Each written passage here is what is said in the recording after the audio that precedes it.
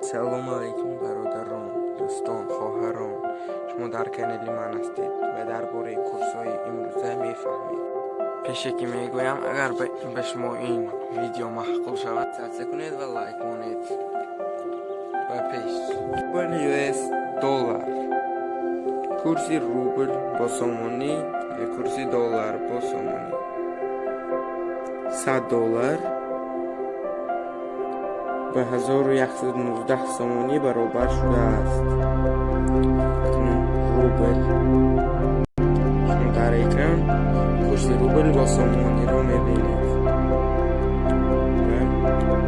و کورس یورو میبینید.